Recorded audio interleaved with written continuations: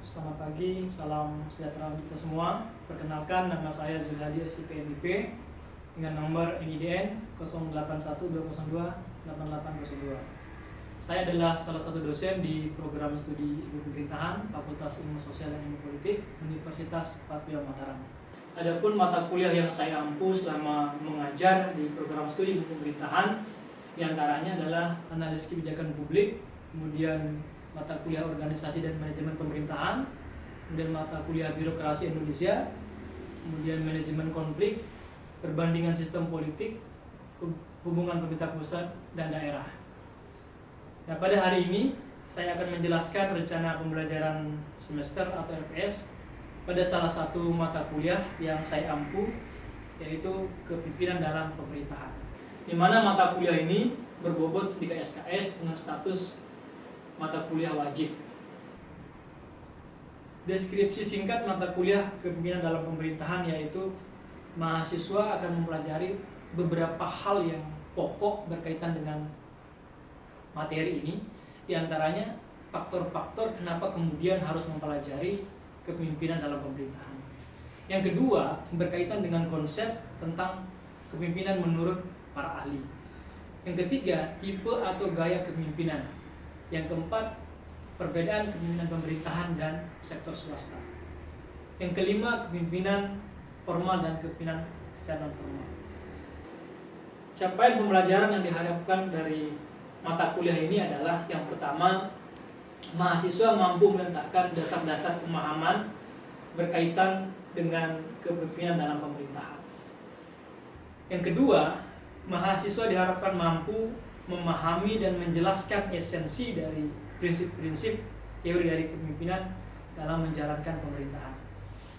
Yang ketiga, mahasiswa diharapkan mampu memahami masalah-masalah esensial yang melekat pada kajian kepemimpinan publik, sehingga dengan demikian mahasiswa juga memiliki kemampuan untuk melakukan analisa terhadap materi-materi yang diberikan.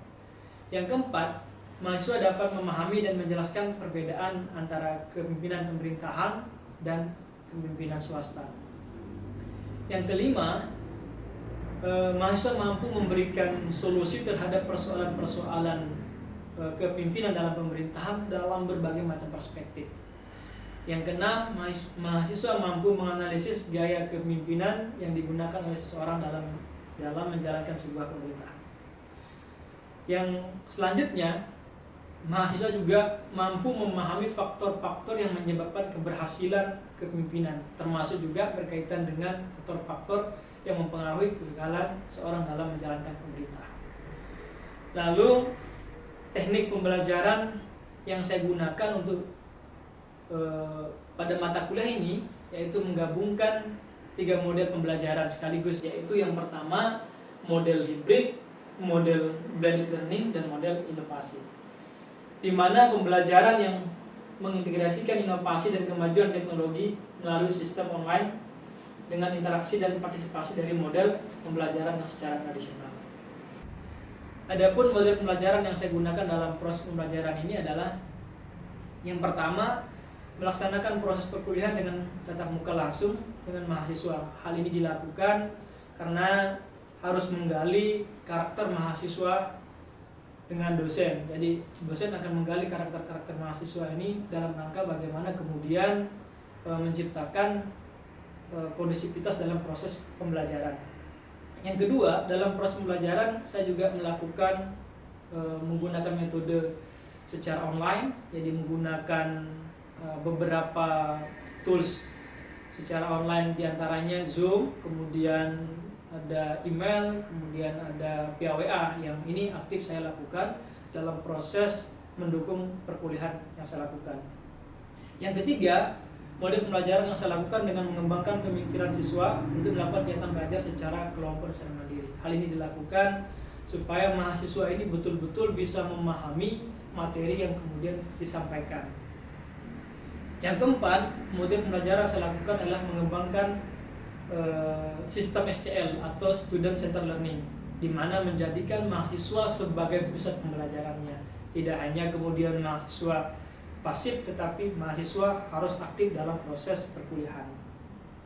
Yang kelima, proses pembelajaran juga yang biasa saya lakukan adalah bagaimana memantik mahasiswa ini untuk tetap memberikan argumentasinya dengan memberikan pertanyaan-pertanyaan yang sifatnya pemantik, sehingga mahasiswa ini betul-betul bisa mengeluarkan daya pikiran kritisnya untuk mengembangkan potensi-potensi berkaitan dengan materi yang disampaikan.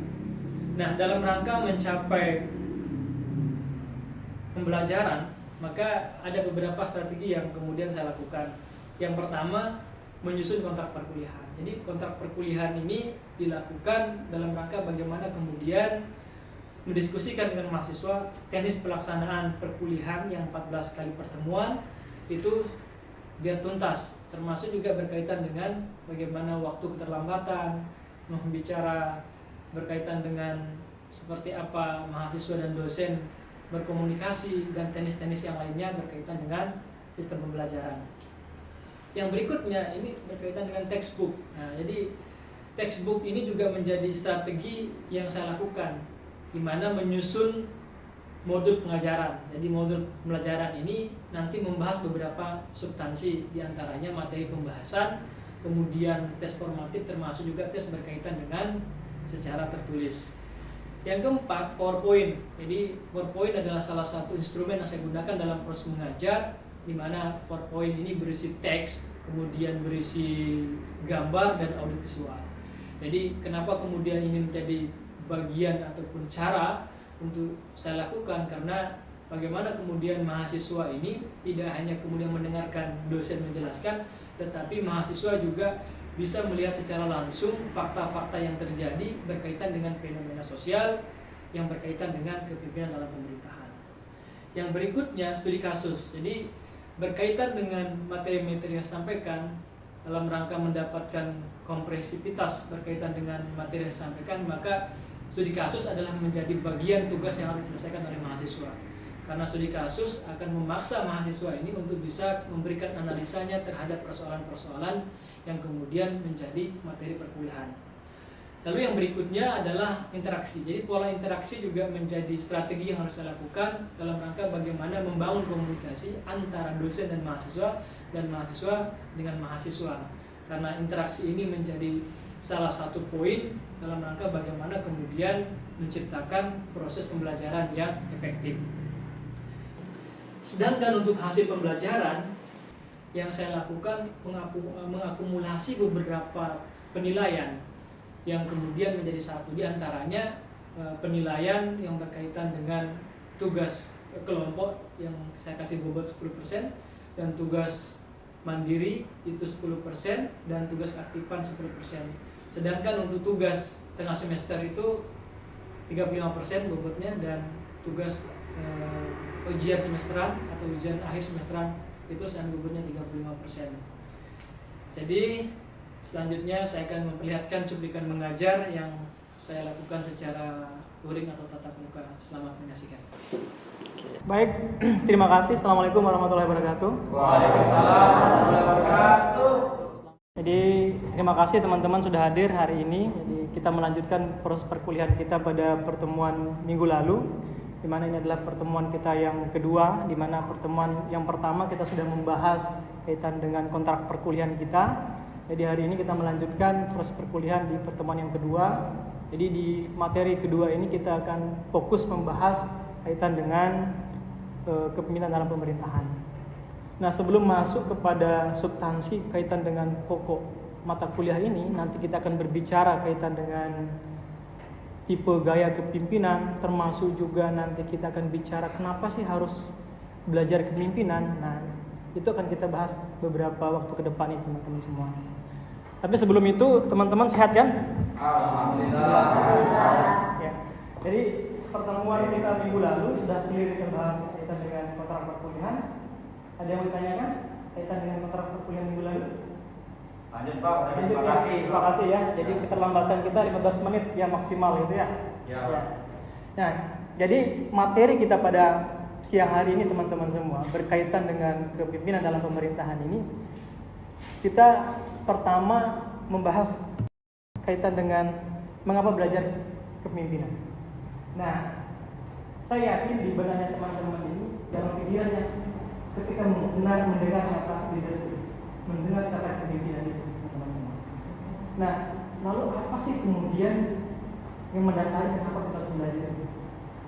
Bicara konteks Indonesia kita saat ini, bicara daerah kita saat ini. Oke, silakan. Berikan argumentasinya dalam bicara. Ya, Bas. Ya. Jadi Pak, Oke, silakan. menurut saya kalau kenapa sih kita harus penting belajar kepemimpinan, salah satu sisi adalah bukan ketika kita belajar tentang kepemimpinan ini bukannya kita mengatur dalam satu organisasi ataupun dalam sebuah negara, tapi kita belajar kepemimpinan adalah bagaimana cara kita akan mengatur diri kita sendiri terlebih dahulu.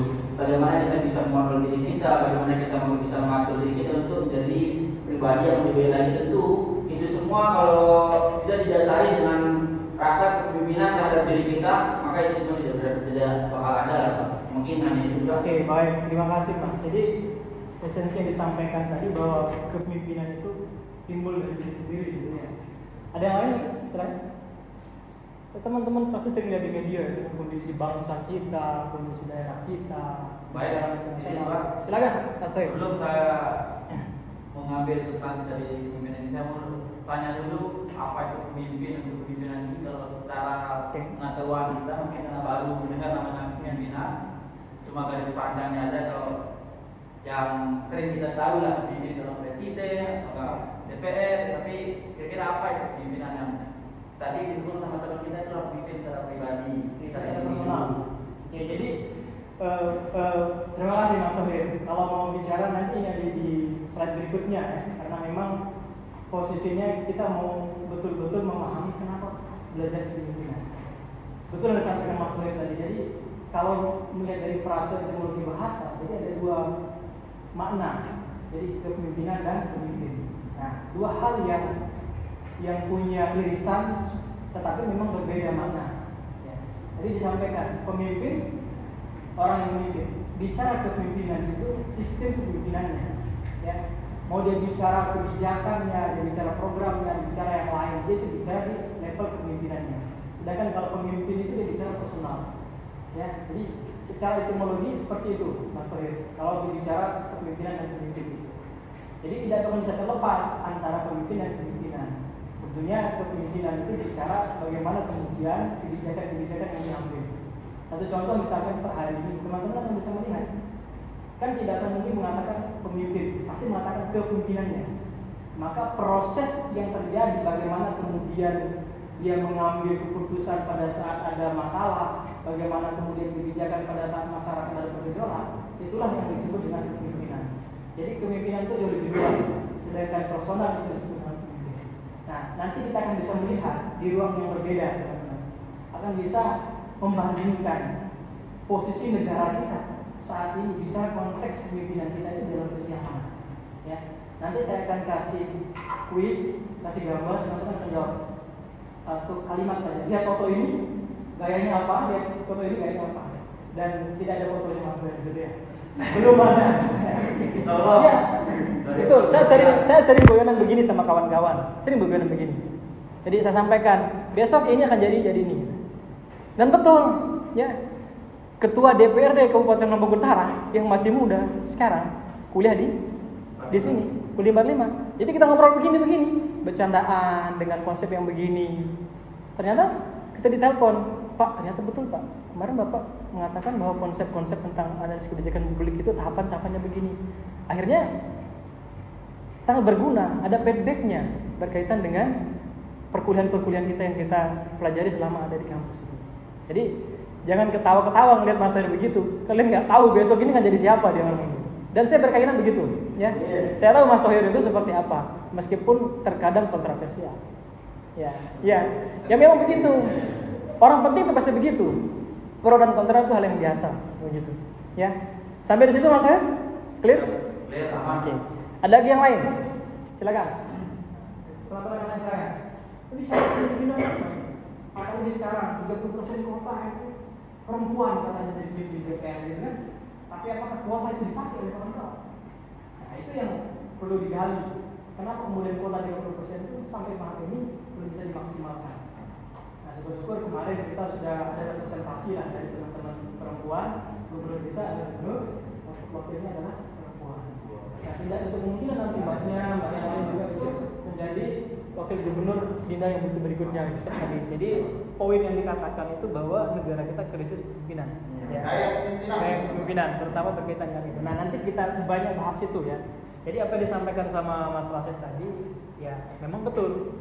Per hari ini kita bisa melihat kondisi negara kita, teman-teman bisa merasakan betul dan bisa membandingkan, mengkomparasikan Orde Lama, Orde Baru, sampai ada reformasi, bahkan sampai saat ini teman-teman akan merasakan itu. Ya.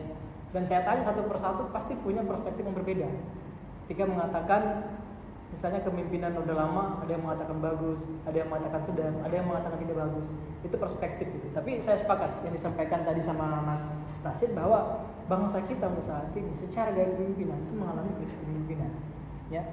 Dan hasil riset, beberapa riset juga menunjukkan seperti itu, Mas. Ya, salah satu kenapa negara kita per hari ini dianggap belum bisa meratakan pembangunan adanya berkaitan dengan krisis kepemimpinan itu. Jadi kepemimpinan yang dimaksud di situ belum sesuai dengan apa yang menjadi kebutuhan masyarakat secara sosial disampaikan tadi. Ada lagi yang lain sebelum kita lanjutkan? Lanjut, Pak. Oke, lanjut. Nah, jadi ini yang disampaikan beberapa fondasi dasar yang disampaikan tadi sama Mas Ali pertama bahwa kepemimpinan adalah sebuah gejala sifatnya universal. Jadi disampaikan. Nah, bicara organisasi, bicara apalagi bicara level negara, bicara level wilayah daerah, pasti kemudian kita membahas kaitan dengan hal ini. Ya, suka tidak suka. Ya, ketika berkumpul maka pasti ada orang yang dianggap menjadi seorang pemimpin di situ. Ya, tanpa ditunjuk pun, sama kayak keluarga. Siapa pemimpin di keluarga? Ayah. Pernah nggak menemukan kasus pemimpin keluarganya perempuan semasa mereka utuh? Pasti keluarganya adalah laki-laki. Nah, begitu konteks ini teman-teman. Ya, bagi yang khusus. Nah, jadi itu ya leadership itu sebuah universal. Jadi memang secara umum kalau bahasa tadi agama disampaikan Mas Rashid, sunatullah sudah begitu, ya disampaikan. Nah, kita bagian dari kepemimpinan itu, sadar tidak sadar. Yang disampaikan tadi sama Sari juga itu, ya. Sadar tidak sadar, per hari ini kita bagian dari kepemimpinan itu, teman-teman semua. Ya. Kalau ilustrasinya sama seperti tim sepak bola, ya ketika kita berada dalam satu tim, pasti ada pemimpinnya. Iya enggak? Dan ada implikasi. Kenapa? Sholat aja kita. Nah, sholat, apalagi sholat pun ada pemimpinnya, gitu. Apalagi organisasi-organisasi yang lain. Gitu. Jadi itulah pentingnya kepemimpinan ini, teman-teman. Ya, bicara secara general bahwa ini sangat penting. Tidak hanya bicara konteks secara agama, kemudian secara kekeluargaan. Ini bicara kemaslahatan umat lebih besar. Disampaikan tadi sama Mas Rashid tadi berkaitan dengan sosial.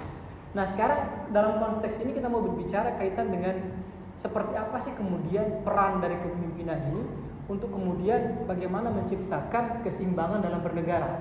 Tadi disampaikan Mas Rashid tadi bahwa ada feedbacknya terhadap kondisi sosial. Bagaimana kondisi society kita per hari ini dengan kondisi kepemimpinan kita pada hari ini.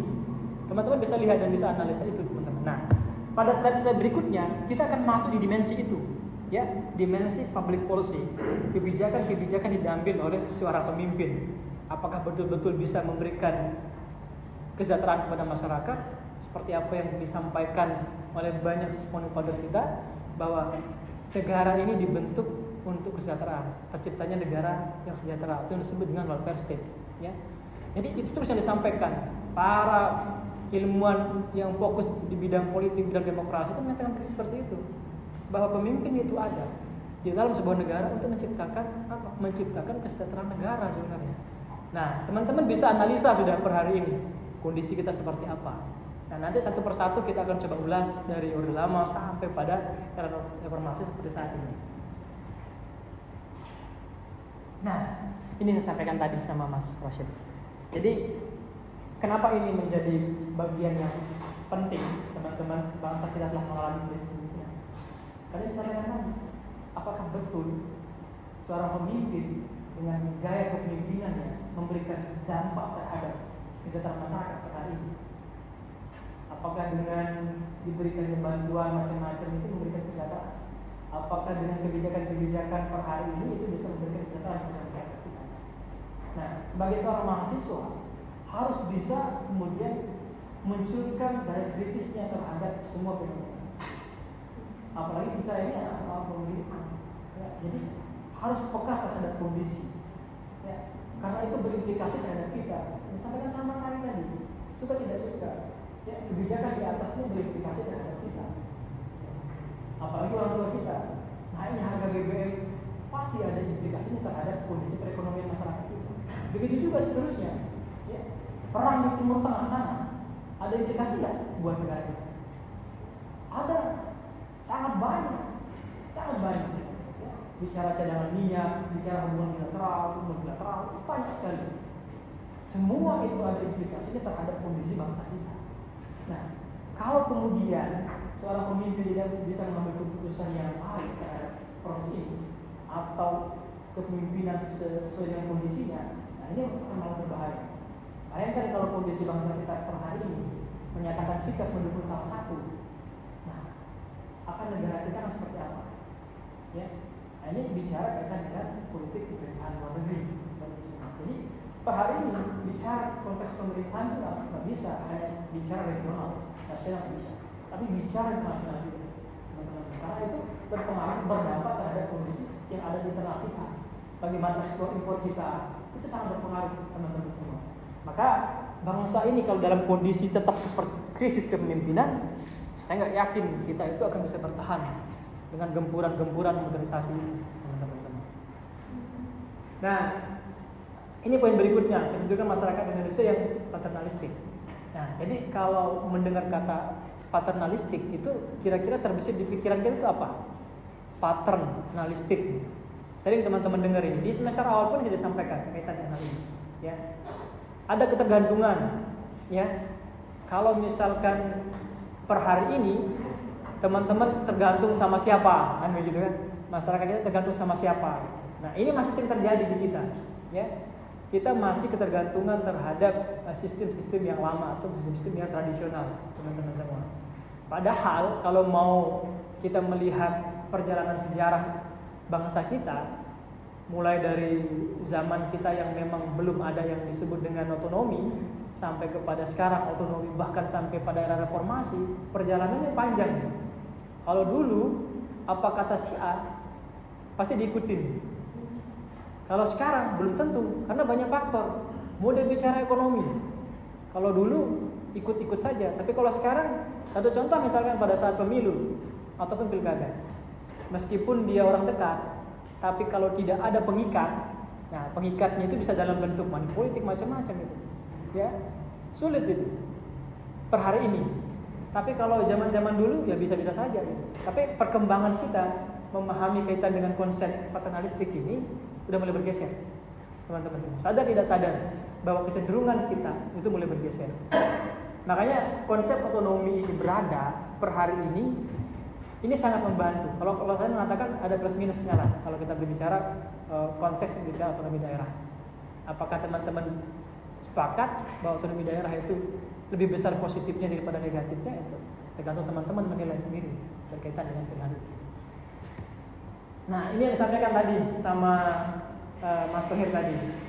Tapi saya pengen ngambil kesimpulannya bahwa pada dasarnya kaitan dengan kepemimpinan itu apa sih sebenarnya kesimpulan hal yang harus dimiliki oleh seorang pemimpin atau kepemimpinan itu? Kalau mendengar kata kepemimpinan atau pemimpin itu, apanya yang kira-kira paling urgent itu? Mengaruhi orang lain. Oke, pengaruh. Ya. Entah dengan cara apa, yang jelas dia punya pengaruh, Mas Tohir. Ya kan? Mau dia pakai gaya apapun itu, yang jelas dia bisa mempengaruhi orang lain. Akan berbeda di zaman dulu, zaman sekarang. Maka kalau sekarang kita bisa lihat salah satu jenis atau gaya kepemimpinan yang kita sebut dengan karismatik kepemimpinan itu, kalau dulu banyak kita lihat, sampai sekarang masih ada, tapi udah mulai jarang, Mas Tohir. Terutama yang umat muslim misalkan, ketika mereka misalkan sebagai seorang umarah, sebagai seorang alim ulama, pasti sangat didengarkan begitu ya. Tapi konteks sekarang itu bisa beralih itu, terutama bicara pemilu. Kalau zaman dulu bicara pilkada, pemilu, pemilihan apapun gitu. Kalau apa kata tokoh agama, tokoh-tokoh yang ada di kampung pasti diikutin. Kalau sekarang enggak, sudah mulai bergeser ketergantungan yang tadi. Sepakat nggak, Pak? Sepakat. Nah, hal ini kalau dibiarkan, ini akan berbahaya terhadap sistem demokrasi kita. Ya, sadar tidak sadar teman-teman, proses ini sudah mulai bergeser. Ya, teman-teman. Pengaruh itu ya bisa. Nanti kita akan lihat di tipe gaya kepemimpinan itu. Apakah Mas Thohir suka dengan gaya yang memaksa-maksa, atau gaya yang membiarkan dirinya tapi dia tetap dipilih, punya karisma yang luar biasa? Ya itu tergantung teman-teman. Mas Thohir bisa menjadi ketua kelas gara-gara karismanya atau gara-gara kampanyenya yang luar biasa kan? Nah itu yang perlu kita lihat. Ya. Nah jadi belum bicara lebih luas lagi Mas Thohir. Ini kita bicara konteks teman-teman ini, karena secara konsep tadi etimologi itu kita sudah menyampaikan. Jadi dari hal terkecil. Nah ini teman-teman juga bagian dari berbicara kepemimpinan di ruangan ini. Gitu. Kepemimpinan saya dalam proses mengajar itu seperti apa? Nah jadi itu teman-teman. Sampai di sini ada yang mau ditanyakan? Singkat karena kita masih ada beberapa slide lagi yang harus kita selesaikan. Lanjut, oke. Kita lanjut di gaya kepemimpinan. Nah, di poin ini teman-teman, mudah-mudahan teman-teman nanti bisa banyak berdiskusi, ya, kaitan dengan beberapa materi ini. Nah, saya pengen mendengarkan cerita dari teman-teman. Silakan angkat tangan kalau melihat gambar ini, kira-kira satu kata saja. Apakah otoriter? Apakah monarki? Apakah bebas? Demokrasi seperti apa? Yang lain. Ya silakan, Mas Rudi. Monarki absolut. Apa Mas? Monarki absolut. Monarki absolut. Kenapa begitu? Itu monarki absolut, ya. Sekarang kepemimpinannya seperti apa maksudnya itu? Pemimpinan memakai gaya lama. Yang kalau dibilang AA. Gitu ya. Nah, itu yang saya bilang tadi. Kalau dibilang AA, kalau dibilang BB, konsekuensinya kalau A menjadi B, apa konsekuensinya? Ada masa itu. Ada konsekuensinya. Ya, gitu.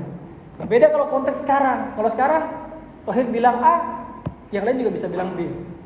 Sama juga. Kalau dulu Thohir bilang A, semua bilang A gitu. Ya.